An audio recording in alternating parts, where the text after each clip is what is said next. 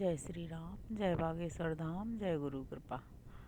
आज हम 18वें अध्याय के गीता के 45वें श्लोक के अर्थ से शुरू करेंगे। सांवरे को दिल में बसा कर तो देखो, एक बार वृंदावन आकर तो देखो।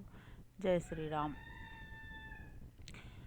भगवान कहते हैं अपने अपने कर्म में लगा हुआ मनुष्य संसिद्धि को पाता है, किंतु अपने कर्म में लगा हुआ मनुष्य जिस प्रकार सिद्धि को पाता है वह तू सुन। जिससे प्राणियों की प्रवृत्ति हुई है और जिससे यह सब जगत व्याप्त है, उसको अपने कर्मों से पूजकर मनुष्य सिद्धि को पाता है। अपना धर्म विगुण भली भांति अनुष्ठान किए हुए परधर्म से श्रेष्ठ है, क्योंकि स्वभाव नियत कर्म करता हुआ मनुष्य पाप को नहीं प्राप्त होता। अर्जुन, स्वाभाविक कर्म सदोष भी त्याग नहीं करना चाहिए, क्योंकि धुएं से अग्नि की भांति सभी कर्म दोष से आवृत हैं। सर्वत्र असक्त बुद्धि, जितात्मा और विगत स्पृह पुरुष संन्यास से युक्त होकर परम नैष्कर्म्य सिद्धि को प्राप्त होता है।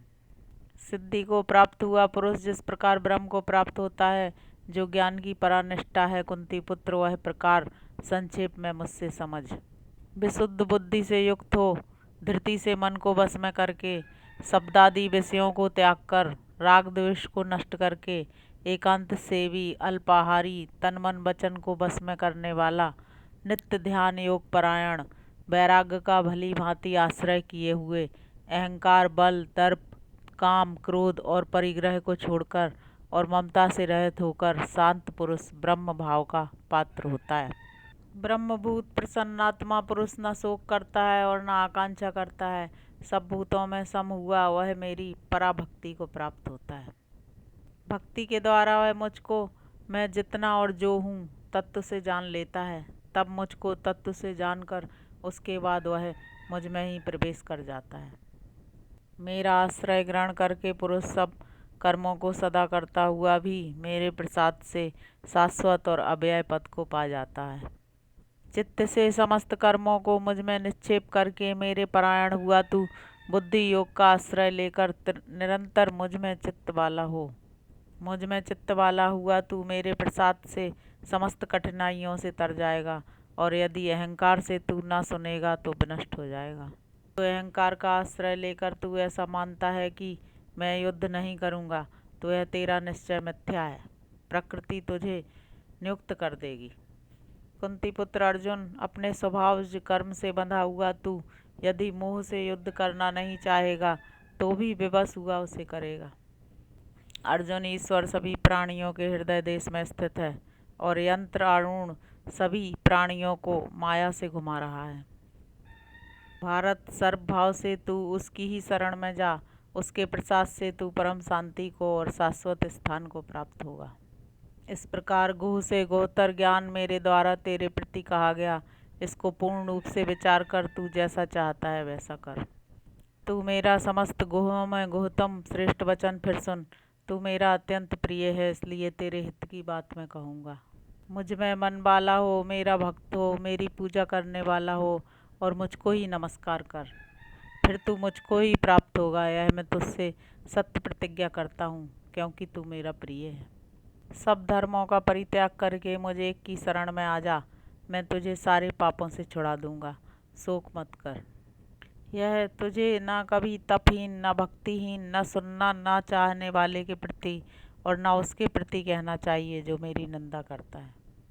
जो इस परम गुह मेरे भक्तों में कहेगा वह मुझ में पराभक्ति करके निसंदेह मुझको ही प्राप्त होगा। मनुष्यों में उसके सिवा दूसरा मेरा प्रियकार करने वाला कोई नहीं हुआ है, और उससे बढ़कर मेरा प्रियतर इस पृथ्वी पर कोई दूसरा होगा भी नहीं। जो हम दोनों के इस धर्ममय संवाद का अध्ययन मात्र भी करेगा, उससे मैं ज्ञान यज्ञ के द्वारा पूजित होऊंगा, ऐसी मेरी मति है। श्रद्धावान और असूया रहित जो भी मनुष्य सुनता है वह भी मुक्त होकर पुण्य कर्मा पुरुषों के शुभ लोकों को प्राप्त हो जाता है। पार्थ, क्या यह उपदेश तेरे द्वारा एकाग्र चित्त से सुना गया है? धनंजय, क्या इससे तेरा अज्ञान जनित समूह नष्ट हो गया है?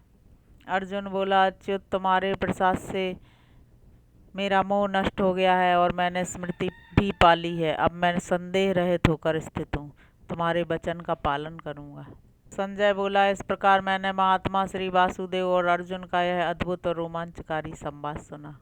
श्री व्यासदेव के प्रसाद से यह योग नामक परम गुह रहस्य मैंने स्वयं योगेश्वर भगवान श्री कृष्ण से साक्षात कहते हुए सुना।